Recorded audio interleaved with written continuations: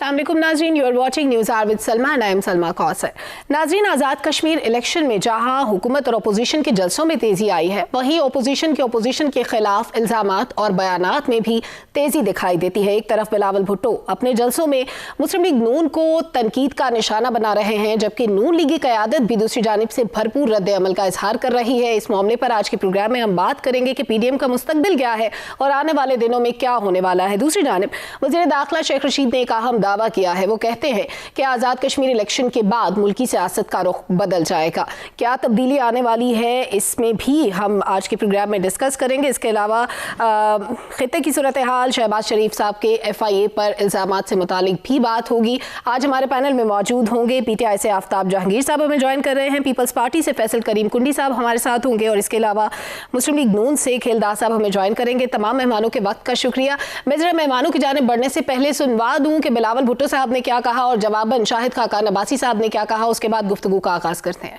हम आजाद कश्मीर के अवाम के वोट के ताकत पे FC का भी बंदोबस्त करेंगे, वोट की इज्जत वाले का भी बंदोबस्त करेंगे और कठपुतली वाले का भी बंदोबस्त करेंगे। जो आदमी वोट को इज्जत नहीं दोगा, एक दे सकता, तो आदमी ये कहे कि मैं वोट की इज्जत नहीं होनी चाहिए, तो हम उस आदमी की इज्जत नहीं कर सकते। इंसान शाइस्ती की सियासत ना कर सके, यही घटियापन हो गए। एक जहाँ मौका मिले उल्टी सीधी बात किसी के खिलाफ कर दें। आप हलीफ हों सियासत में तो ये चीजें आपको जेब नहीं देती। पीपल्स पार्टी एस्टैब्लिशमेंट से डील कर रही है। मैं जो कहना शुरू कर दूं तो वो रुकेगा नहीं।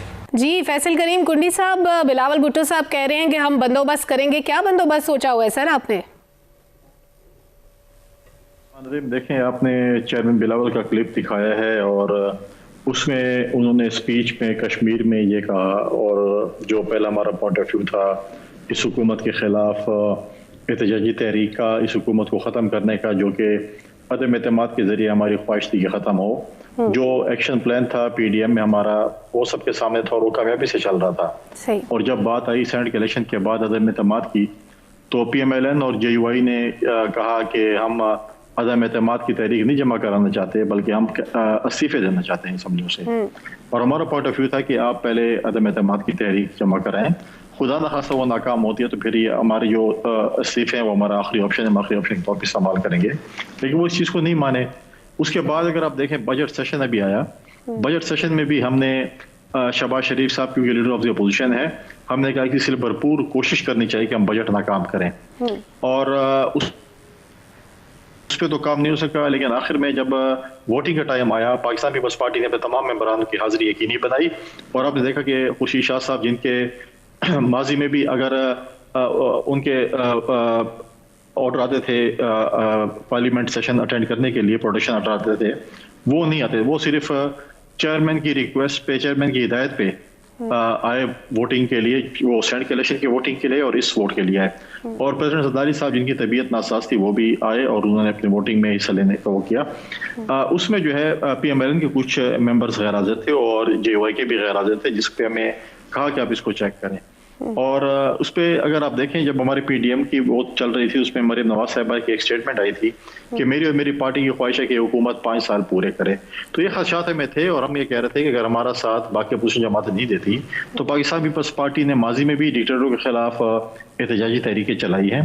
हमें कैपेसिटी है कि हम एहतजाजी तहरीकें चला सकते हैं, फिर अपना बंदोबस्त हम खुद करेंगे, बाकी जमातों से के बगैर हम अपना जो है एजुटेशन है वो स्टार्ट करेंगे। सर मैं इस पे जरा खेलदार साहब को पॉइंट ऑफ व्यू ले लूँ। खेलदार साहब, कुछ बातें तो बिल्कुल पीपल्स पार्टी की जायज़ हैं कि जहाँ पर वक्त था साथ देने का, वहाँ पर मुस्लिम लीग नून ने थोड़ा सा स्टेप बैक कर लिया। जैसे इस्तीफों की बात थी, पहले कहते थे इस्तीफे देने हैं, फिर जब पीपल्स पार्टी अलहदा हो गई तो फिर इस्तीफों की बात से पीछे हट गए। अभी जैसे वो कह रहे हैं कि जब बजट का मामला था तब भी मेंबर्स पूरे नहीं थे। कहानी क्या है? और दूसरी बात ये कि मरीम नवाज फ्रंट फुट पर हमें नजर नहीं आ रही, शाहिद खाकान अब्बासी साहब की जानिब से बयानात आ रहे हैं।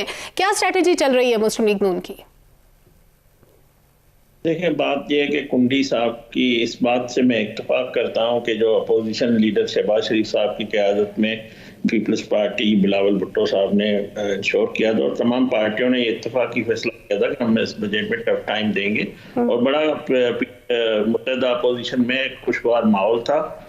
जो बात इनका है नुक्ता के PMLN के कुछ MNA उस वक्त नहीं थे उनकी वजूहत हैं। अगर बिलावल भुट्टो साहब पार्टी के चेयरमैन चाहें तो अपने अपोजिशन लीडर शहबाज शरीफ साहब से ये बात कर सकते हैं। और अगर वो कहेंगे क्या वजूहत थी, तो वो वजूहत हमारे पास मौजूद है कि क्यों नहीं हमारे मेंबर आए, जिनकी मजबूरियां भी हम बताएंगे। ये हम एक दूसरे से मुत्तहदा अपोजिशन मिलकर चल रहे हैं, चलेंगे।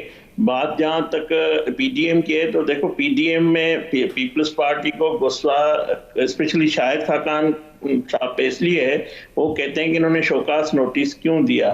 तो ये शाहिद खाकान अब्बासी ने सीनियर नायब सदर की हैसियत में पीएमएलएन की नहीं दिया था।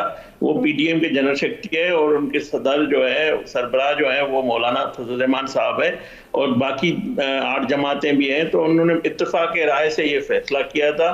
तो पीपल्स पार्टी ने उस दिन से शाहिद खाकान अब्बासी को टारगेट किया हुआ है। और जब ये बात करते हैं, मुझे ये नहीं समझ में आती पीपल्स पार्टी के चेयरमैन बिलावल भुट्टो साहब के, मेरे दिल में उसके लिए इज्जत एहतराम है, मगर उनको ये बातें कश्मीर में जाके करना, इलेक्शन जोशे खिताबत में कि पाँव से पकड़, अब जो बात करते थे इस्तीफाओं की, फिर पाँव पकड़ने की बात कर रहे हैं, फिर आर पार की बात करने वाले, ये बातें हम तब हमने मरियम नवाज साहबा ने कहा था जब बिलावल भुट्टो पीडीएम में बैठ के ये कह रहा था कि मैं सिंध हुकूमत की कुर्बानी दे दूंगा, इस्तीफाएं भी देंगे, 101 इस पे अमल होगा। इसीलिए ये हिकमत मिली थी और अगर वो वाकई होता तो आर पार हो जाना था।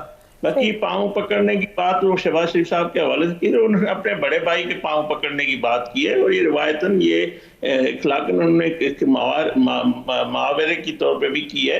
तो इसमें कोई ऐसी बात नहीं है। लेकिन खेलदास साहब अगर इस्तीफे नहीं दिए थे पीपल्स पार्टी ने, तो नून लीग ने भी इस्तीफे तो नहीं दिए। बाद में जब पीपल्स पार्टी अलहदा हो चुकी थी तो पीडीएम के बाकी लोग तो इस्तीफे दे सकते थे, प्रेशर तो बिल्ड किया जा सकता था गवर्नमेंट में।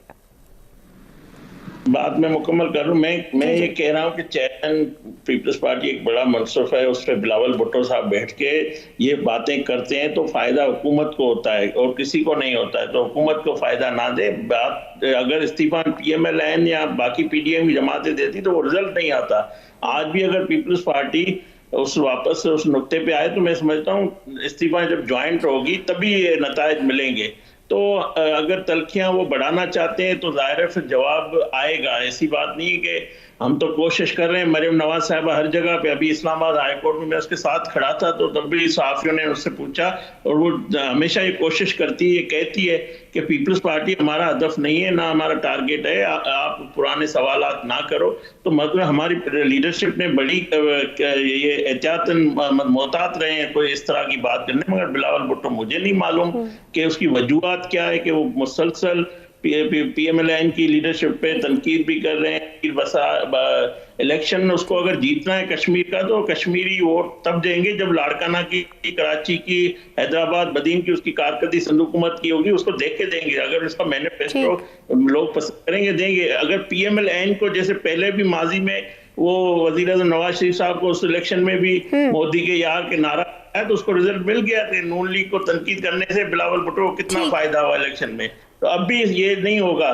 लोग कारकर्दगी देखते हैं, कश्मीर के हो या पाकिस्तान की आवाम वोट जब ठीक है दास साहब, मैंने आपकी बात पूरी गौर से सुनी। मैं जरा कुंडी साहब से भी एक दो सवाल इस मामले पर कर लूं। कुंडी साहब, एक बात तो अल्टीमेट है कि पहले जिस तरह इल्ज़ाम लगता था मुस्लिम लीग नून और पीपल्स पार्टी पे फ्रेंडली ओपोजिशन का, इसी तरह अब एक अल्टीमेट सी फ्रेंडली ओपोजिशन है, क्योंकि जो भी तलखियाँ हैं, जो भी दूरियाँ हैं, जो भी इस वक्त सूरत हाल है ओपोजिशन की, उसका फ़ायदा अल्टीमेटली गवर्नमेंट को पहुँच रहा है। तो गवर्नमेंट को टफ टाइम कैसे मिलेगा अगर ओपोजिशन एक पेज पर नहीं होगी? देखें, पहले तो मैं अपने भाई को बताना चाहता हूँ कि खाकान अब्बासी साहब उस जनरल सेक्रेटरी थे पीडीएम के, सीनियर नायब सदर नहीं थे, वो राजा परवेश साहब थे। और जो बात ये पाँव पड़ने वाली बात कर रहे थे तो हमने इस प्यारे से लिया है, क्योंकि जब ये बात हो रही थी हम ये कह रहे हैं कि हम इस चीज़ पे लानत बेचते हैं कि हम जो है किसी के पाँव पड़ें और हम इक़्तिदार में आए। हम उस इक़्तिदार पे लानत बेचते हैं। हम हाँ ठीक है, रिवायत है सिंध में भी नहीं। क्या आप क्या समझते हैं हम लोगों के मतलब हम किसी जगह के पे जाके इसके किसी इदारों के पाँव पड़े कि हमें अपने इदार में ले आए? हम तो ये बात नहीं कहते। हाँ, रिवायात होती हैं अपने बुजुर्गों के पाँव पकड़ने की। सिंध में भी अगर आप देखें अपनी एक रिवायात है, वो घुटने पकड़ते हैं, और अगर आप अपने बड़े भाई या वालिद या इसके पाँव पकड़े तो हमारी एक रिवायत है, इसमें तो कोई दो राय नहीं है, हम इसमें तो कोई डिबेट ही नहीं है कि अगर आप अपने बड़े भाई के पाँव पकड़े उसमें बहुत मतलब है कि एक इज्जत का मकाम होता है। ये बात तो नहीं है, बड़ा भाई जो होते हैं वो वालिद साहब की जगह पे होते हैं। मेरे भाई ने खाकान अब्बासी साहब की बात की, हमने खाकान अब्बासी साहब को टारगेट नहीं किया। खाकान अब्बासी साहब मुझे बताएं, जब लीडर ऑफ द अपोजिशन जो है शहबाज शरीफ साहब ने तमाम पार्लिमानी पार्टीज की दावत की थी उनके अपने घर पे, तो सड़क के उस पर खाकान अब्बासी साहब जो है वो उसी इत्तेहाद को बुरा भला कह रहे थे। तो मुझे बताएं कि वो बेइज्जती तो हमारी नहीं थी, वो तो उस मेजबान की बेइज्जती हो रही थी जिसने मेहमानों को बुलाया हुआ था। या खाकान अब्बासी साहब को कोई और गरज है, वो अपनी जगह पे है, हम इस पे नहीं है। हम जवाब देखें, हमने पहले कहा कि हम किसी को जवाब, पीडीएम जो था वो एक जो है वो एक इत्तेहाद था 10 जमातों का, ठीक है, हम किसी के जवाबदेह नहीं थे। अगर इनको बड़ा वो था तो वो हमसे पूछ लेते मीटिंग में, फिर ये बता दें। अगर ये बहुत ही इंसाफ वाले होते तो मरियम नवाज साहबा की जो स्टेटमेंट आई थी कि हम इस हुकूमत को 5 साल पूरे करने देते हैं और हमारी ख्वाहिश है, तो क्या उनको नोटिस मिला कि पीडीएम तो हुकूमत गिराने के चक्कर में और आप 5 साल पूरे करने के हैं, तो क्या उनको वो नोटिस मिला कि आपने क्यों इस किस्म की स्टेटमेंट दे दी है? अच्छा कुंडी साहब, मैं आपकी बात को यहीं से कंटिन्यू करूंगी, मुझे एक ब्रेक की जाने पड़ने, ब्रेक से वापस आके मैं बिल्कुल आपकी बात यहीं से स्टार्ट करूंगी। नाज़रीन स्टे विद अस।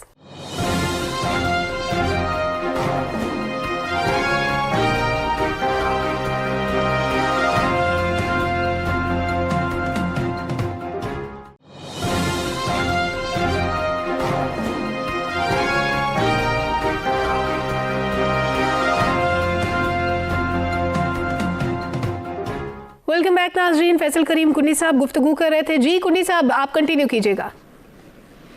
देखिए, मैं पीडीएम के हवाले से कह रहा था, चलो पीडीएम में हमें तो बड़ा बुरा भला गया कि हम ऐसे नहीं, हमने बिल्कुल कहा था कि हम सिंध हुकूमत की भी कुर्बानी देंगे जब वो वक्त आएगा। अगर आप कहें, इन्होंने कहा था हम इस्तीफे देते, सैंड कलेक्शन भी नहीं लड़ते, तो वो उससे जो है सैंड कलेक्शन नहीं रुक सकता था, और आपने सैंड कलेक्शन लड़ा, आपको फतवा हुई, आपने कहने लड़ा, पीडीएम की जमातों ने फतुहात हासिल हुई। लोगों ने देखा कि चारों सूबों में जो है अपोजिशन जमातों ने सीटें जीती, मतलब है कि एक सीट अपोजिशन जमात आ रही, बाकी सारी अपोजिशन जमातों ने जो है वो सीटें जो है वो जीती। कराची में अगर आपने देखा जिस तरीके से हमने हुकूमत के सिटिंग मिनिस्टर की सीट जो थी, जो पहले नंबर पे आए थे, जब उनके साथ सेलेक्टर्स, अंपायर्स और बैसाखियां नहीं थी तो उनको पता चल गया कि वो 6 नंबर की पार्टी थी और वो 6 नंबर पे आ गई थी।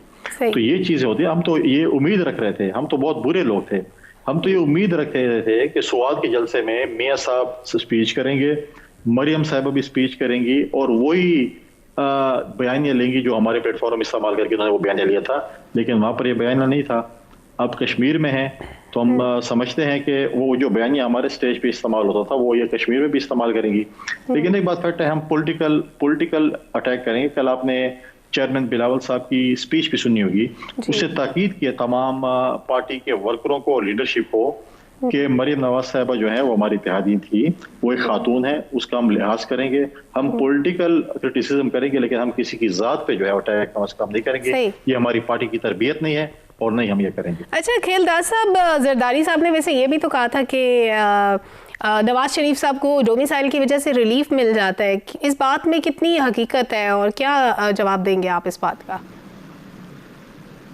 देखिए, ये बात जब जरदारी साहब करते हैं कि डोमिसाइल मेरे पास सिंध का है, तो जरदारी साहब सिंध कार्ड खेलते हैं।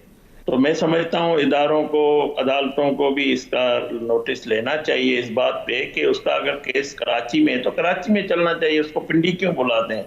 क्योंकि पिंडी का जो तजर्बा पीपल्स पार्टी के लिए आया है या पीपल्स पार्टी सिंध के लिए जो है, तो वो उस पर जब ये बात आती है तो जाहिर है वो सिंध कार्ड ज़्यादा उसको अपील करता है और उससे फ़ायदा भी पीपल्स पार्टी की सियासत को भी होता है, उनके बयानिया को भी होता है। तो मेरे ख्याल में ये मेरिट पे करना चाहिए। जिस बंदे का ताल्लुक कराची से है, अगर वो सेहत उसकी ठीक नहीं, अगर वहाँ पे कोर्ट हो तो वो ज़्यादा बेहतर है। तो इससे इस तरह तो उनको फ़ायदा दिया जाता है पीपल्स पार्टी को इदारों की तरफ से इस तरह की कदम उठाने से। और फिर ये जब जरदारी बात करता है फिर इससे नफरत की बात भी एक होती है कि पंजाब सिंध में फ़र्क है, कोई इस तरह ना होना चाहिए। बाकी रही बात, देखें बात ये कि ये बिलावल भुट्टो साहब खुद जो कहते हैं कि मैं, जैसे कुंडी साहब ने कहा कल उन्होंने मना किया है, खुद लकीरें खींचता है। कभी कहता है मैं शहबाज शरीफ साहब से बात करूंगा, मरियम का जवाब नहीं दूंगा। फिर अभी कल कहा कि मैं मरियम को जो है उसको अपने कारकुनों को रोकता है, फिर इनकी सोशल मीडिया मरियम के खिलाफ लिखती है। फैसल करीम कुन्नी साहब, अभी शेख रशीद साहब का बड़ा अहम बयान आया, उन्होंने दावा किया है कि कश्मीर के जब इलेक्शन हो जाएंगे तो उसके बाद अपोजिशन के साथ जो हमारे ताल्लुकात है उसमें बेहतरी आएगी। आप जरा सुन लीजिए उन्होंने क्या कहा, फिर मैं इस पर आपका पॉइंट ऑफ व्यू चाहूंगी। कोई पीडीएम डेड हॉर्स है, पीडीएम खत्म हो चुकी है। आज़ाद कश्मीर के इलेक्शन के बाद अपोजिशन और हुकूमत के तल्लुकात और बेहतर होंगे। कुन्नी साहब, ये अपोजिशन से शेख रशीद साहब की मुराद पीपल्स पार्टी थी या सारी अपोजिशन थी? क्या कोई बैकडोर चैनल इस वक्त मुतहरिक है, कोई राब्ते चल रहे हैं? नहीं जी, मैं तो अपनी तरफ से पाकिस्तान पीपल्स पार्टी की तरफ से बिल्कुल इसको गैर संजीदा बयान समझता हूँ। हमारे कोई बैकडोर राब्ते नहीं है और अच्छी बात होती है कि ये वजीर मौसूफ साहब जो हैं वो बता देते कि कौन सी जमात के साथ इनके आजकल गुडी गुडी खेल रहे हैं। और माजी में भी इनकी बहुत सी स्टेटमेंट जब वो अपोजिशन में थे हम सुनते थे कि आज हुकूमत जा रही है, ईद से पहले ईद होने वाली है, 2 महीने इंपॉर्टेंट हैं, और जिस पे उन्होंने 5 साल अपना टाइम गुजारा। तो मैं नहीं समझता कि कोई इतना संजीदा उनका स्टेटमेंट है, और नॉर्मली उनके हमेशा बयान कोई इतने संजीदा नहीं होते, हमें वो संजीदा ही नहीं लगते। अच्छा, मीनवाइल हमें आफ्ताब जहांगीर साहब ने ज्वाइन कर लिया। बहुत शुक्रिया आफ्ताब जहांगीर साहब, हम काफ़ी देर से कोशिश कर रहे थे आप प्रोग्राम के पहले सेगमेंट में भी हमारे साथ मौजूद होते। सर, अभी शेख रशीद साहब ने बयान दिया है कि कश्मीर इलेक्शन हो जाएंगे तो हमारे ताल्लुकात अच्छे हो जाएंगे अपोजिशन के साथ। अपोजिशन से मुराद उनकी क्या है? क्या सिर्फ पीपल्स पार्टी से ताल्लुकात अच्छे होंगे या पूरी अपोजिशन के साथ होंगे? नून लीग के साथ भी कोई बातचीत चल रही है, क्या सूरत हाल है? देखिए, पहली बात तो ये है कि बातचीत की तो मुझे नहीं मालूम, बातचीत तो शेख रशीद साहब से बता सकते हैं कि चल रही है कि नहीं चल रही। लेकिन क्योंकि अभी गिलगित बिल्तिस्तान का इलेक्शन हुआ, उसके बाद अब आजाद कश्मीर का इलेक्शन है। आजाद कश्मीर के इलेक्शन के बाद जो है फिर इलेक्शन का गेम तो 2023 तक के लिए आगे चला जाएगा। तो उसमें मैं ये समझता हूँ कि उन्होंने इस सेंस में कहा होगा कि फिर ऑपोजिशन जो है वो हम पार्लियामेंट के अंदर, चाहे वो आजाद कश्मीर, गिलगित बिल्तिस्तान हो या पाकिस्तान हो, इसके अंदर फिर वो जब तक पार्लियामेंट के अंदर रहेगी और पार्लियामेंट को मजबूत करेगी, पार्लियामेंट में अपना किरदार अदा करेगी, तो मैं ये समझता हूँ कि ये खुशाइंद बात है कि अगर ऑपोजिशन पार्लियामेंट को मजबूत करे, पार्लियामेंट में अपने इश्यूज को उठाए, तो मेरे ख्याल में इसी की तरफ उनका इशारा होगा कि ये ताल्लुकात अच्छे हो जाएंगे, कि वो फिर हर चीज पार्लियामेंट के अंदर आएगी। जैसे कि पिछले दिनों पार्लियामेंट चली है, बहुत अच्छी तरीके से चली है, तो मुझे उम्मीद है कि आगे भी ऐसे ही चलेगी, और पार्लियामेंट अगर मजबूत होगी तो जमहूरियत मजबूत होगी। सर, इसके लिए किसी को टास्क दिया गया है कि अपोजिशन के साथ राब्ते बहाल किए जाएं, जरा अच्छे नोट्स पे बातचीत हो? जैसे अभी पीएम साहब ने दावत भी दी थी कि इलेक्शन रिफॉर्म्स पे अपोजिशन हमारा साथ दे, हम मिलकर साथ चलेंगे। अच्छा, देखिए, इसके लिए मेन किरदार जो है वो तो स्पीकर साहब ही अदा करते हैं जब भी, क्योंकि अमूमन जो है स्पीकर साहब बुलाते हैं और इनके साथ बैठ के बात करते हैं। अगर उसके अलावा किसी को टास्क दी जाएगी तो यकीनन अपनी जिम्मेदारी बहुत अच्छे से पाएंगे। अच्छा सर, एक और मामला, आज शहबाज शरीफ साहब की पेशी थी, उन्होंने कहा कि उनको हिरासा किया गया है FIA में, जिस पर FIA का बाद में जवाब आया, लेकिन उससे पहले शहबाज गिल साहब ने ट्वीट किया और जवाब दिया कि ऐसी कोई बात नहीं है। अब एक बंद कमरे में जो कुछ हो रहा था, शहबाज गिल साहब तक मालूमात कैसे पहुंची? अच्छा, देखिए, ये सब हमारी क्या सफाइयाँ होती हैं कि मतलब जो सही बात है वो तो FIA बता सकती है या शहबाज शरीफ साहब बता सकते हैं कि उनको कैसे हरासा किया गया। अगर उनके पास कोई एविडेंस मौजूद है तो वो जरूर बताओ, वरना हर आदमी ये कहेगा कि मैं किया था, मुझे हरासा किया गया। कभी किसी ने कहा कि पुलिस ने उनके साथ बड़ा अच्छा सलूक किया है या तो FIA ने या नैब ने अच्छा सलूक किया? हमेशा यही कहा जाता है कि मुझे हरासा किया गया, तो मेरे ख्याल में ऐसे ही है। लेकिन उसी की बुनियाद के ऊपर जो है कोई भी तर्जुमान जो होता है वो एक राय देता है कि ऐसी कोई बात नहीं। ठीक, हमारे साथ ही रहिए आफ्ताब जहांगीर साहब। हमारे साथ फैसल करीम कुन्नी साहब भी मौजूद हैं, खेलदार साहब भी। मुझे ब्रेक की जाने बढ़ना है, ब्रेक से वापस आकर गुफ्तगू का सिलसिला आगे बढ़ाते हैं। Stay with us.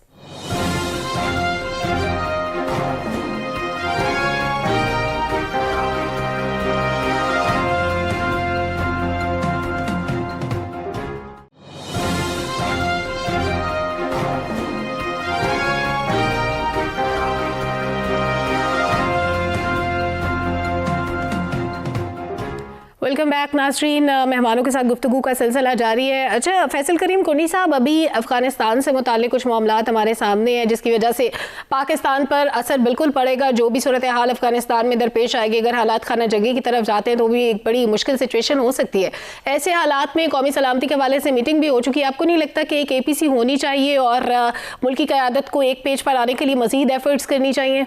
देखिए, अफगानिस्तान बहुत इंपॉर्टेंट टॉपिक है और आपको याद होगा, अगर आप पीछे देखें तो उसमें जब बजट सेशन था उसमें चेयरमैन बिलावल साहब ने ही स्पीकर को ख्वाब खरगोश से जगाया और कहा कि आप नेशनल सिक्योरिटी की कम से कम मीटिंग तो कॉल करें, आप कम से कम पार्लियामेंट को तो ऑन बोर्ड लें कि क्या हो रहा है, क्या कुछ नहीं हो रहा। तो नेशनल सिक्योरिटी कमेटी की मीटिंग हुई, पार्लियामेंट अभी तक पूरे पार्लियामेंट भी ऑन बोर्ड नहीं हुई। माजी में जब हमारी हुकूमत थी, जब स्वात ऑपरेशन हुआ, जब एबटाबाद ऑपरेशन हुआ, जो भी ऑपरेशन हुए उसमें तमाम पार्लियामेंट को हमने ऑन बोर्ड किया था, तमाम इदारों को हमने पार्लियामेंट के जवाबदेह किया था। आज अफगानिस्तान की सिचुएशन बहुत इंपॉर्टेंट उसमें चली गई है। कल एक वाकया पेशावर में पेश है जो कि आज सोशल मीडिया पे भी गर्दिश कर रहा है। कल पेशावर में जिस तरीके से वहाँ पर जो है वो एक रैली निकाली गई थी रात को, उस पर भी मतलब है कि बहुत तशवीशनाक बात है। उसके बाद देखें, आपके पास अफगान रिफ्यूजीज भी आने हैं। अगर आप कहें कि नहीं आने और आप उनको रोक सकते हैं तो आप इंटरनेशनल ट्रीटी पे आपके सिग्नेचर्स हैं, आप अफगान रिफ्यूजीज के भी नहीं रोक सकते, उनका भी बंदोबस्त करना है। उसके लिए क्या तैयारी है? उसके बाद जिस तरीके से वहाँ पर अफगान सिक्योरिटी फोर्सेज और तालिबान की जिस किस्म की लड़ाई शुरू है और जिस तरीके से टेक ओवर्स वहाँ पर चल रहे हैं, तालिबान टेक ओवर कर रहे हैं, तो बहुत सी सिचुएशन है जिस पे अभी तक आपने मतलब उसकी तैयारी, मुझे नहीं लगता कि हुकूमत इस चीज़ पे तैयार है। दूसरी बात यह है कि हमारे पीटीआई के बड़े दोस्त कहते हैं कि जी इमरान खान साहब ने पता नहीं नो मोर कह दिया, एब्सोल्यूट नॉट कह दिया, लेकिन उनकी उसके लिए इंफॉर्मेशन के लिए मैं अर्ज करना चाहूँगा कि 2012 में जब सलाला इंसिडेंट हुआ था उसमें पार्लियामेंट हमारी हुकूमत ने, पीपल्स पार्टी हुकूमत ने जब एयरबेस, शम्सी एयरबेस खाली करवाया था, उसमें ये पार्लियामेंट में एक रेजोल्यूशन हमने पास की थी कि नेक्स्ट टाइम जब भी ऐसा कोई इशू होगा अड्डे देने या न देने का, उसको पार्लियामेंट को ऑन बोर्ड लेगा, पार्लियामेंट से आपको इजाजत लेनी पड़ेगी। तो कोई शख्सियत मैं या कोई और कोई इसमें जो है वो उसकी कोई हैसियत नहीं है। यानी पार्लियामेंट सुप्रीम है और ये मामला पार्लियामेंट के पास रहना चाहिए। कुंडी साहब, वक्त कम है, मैं जरा खेलदास साहब को पॉइंट ऑफ व्यू ले लूं। खेलदास साहब, बड़ी अहम बात ये, कुंडी साहब ने रेफ्यूजीज का जो मामला है वो भी सर उठाने वाला है और उसके लिए भी बातें हो रही हैं कि रेफ्यूजीज को मजीद मुल्क के अंदर आने के बजाय बॉर्डर के करीब उनकी सेटलमेंट का बंदोबस्त किया जाए। ऐसा कुछ पॉसिबल है क्या? आपको पॉसिबिलिटी नजर आती है कि ऐसा कर पाएगी पीटीआई गवर्नमेंट? देखें, बात जैसे कुंडी साहब ने कहा, बहुत संजीदा मामला है और उसमें बड़ा हुकूमत को सोच समझ कर काम भी करना चाहिए, पार्लियामेंट को भी एतमाद में लेना चाहिए, तमाम इदारों से भी। जिस तरह कौमी सलामती काउंसिल का एक इजलास हुआ, मगर आपने देखा उसमें प्राइम मिनिस्टर मौजूद नहीं थे, तो ये भी तय हुआ था कि दोबारा इजलास बुलाया जाएगा। मुझे उम्मीद है कि वहाँ प्राइम मिनिस्टर भी बैठेंगे, अपोजिशन भी होगी और ये मामला कौमी मामला है। ये जो अफगान रेफ्यूजी जो आने हैं, मतलब जो भी सब कुछ है, इस मुल्क को सफ़र करना है, तो इस कौमी मामला में हमेशा PMLN, बाकी अपोजिशन ने भी अहम किरदार अदा किया है, संजीदा अपना रोल भी अदा किया है, तो हम आगे भी करेंगे। मगर सबसे ज़्यादा अहमियत इस वक्त वज़ीर आज़म को सिर्फ ये, जैसे पहले चोर चोर का कार्ड खेलते थे, फिर बोला मईशत अच्छी हो गई, अब एक नया कार्ड इसने बना लिया गैरत का। तो मैं समझता हूँ इस तरह की बयानात से खाली कुछ नहीं होगा, किसी एंकर को इंटरव्यू से नॉट एब्सोल्युटली बोलने से कुछ नहीं होगा।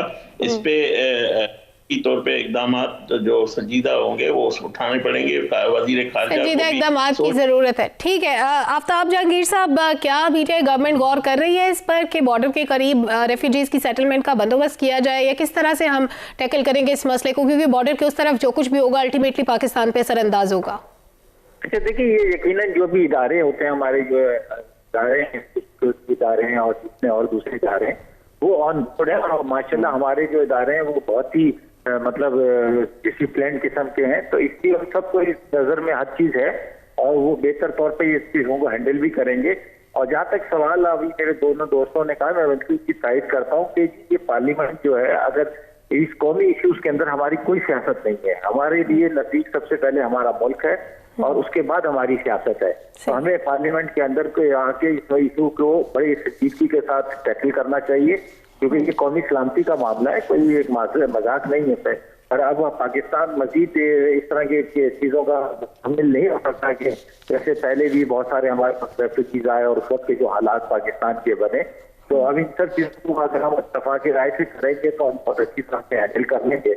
और मुझे उम्मीद है कि अपने इदारों पर भी और अपने प्राइम मिनिस्टर के ऊपर भी, अभी जैसे खेलदास ने बात यही होती है, जैसे मैं आपको बात कर रहा हूँ, आपके साथ बात कर रहा हूँ, एक साथी के साथ बात कर रहा हूँ, तो मेरी बात की अहमियत होती है, तो पूरी दुनिया देख रही होती है। इसी तरह किसी को इंटरव्यू देते वक्त भी जो पैगाम जाता है वो पूरी दुनिया का पैगाम को जाता है और वो उस पैगाम की बड़ी अहमियत होती है। अगर प्राइम मिनिस्टर ने एब्सोल्युटली नॉट कहा तो उसकी एक अहमियत है और वो पैगाम जिन तक पहुंचाना था उन तक पहुंचा। इल्दाद साहब तक आपकी बात बिल्कुल पहुंच गई है, मुस्कुरा रहे हैं, आपका मैसेज पहुंच गया। बिल्कुल मुल्की क़यादत को कौमी सलामती के मामलात पर एक पेज पर होना चाहिए। बड़ी खुशाइंद बात है कि तमाम पार्लियामेंटेरियंस इस मामले पर एक हैं और वज़ीर आज़म इमरान खान के साथ। नाज़रीन, इसके साथ ही प्रोग्राम का वक्त खत्म हुआ। इजाज़त दीजिए, अल्लाह हाफ़िज़।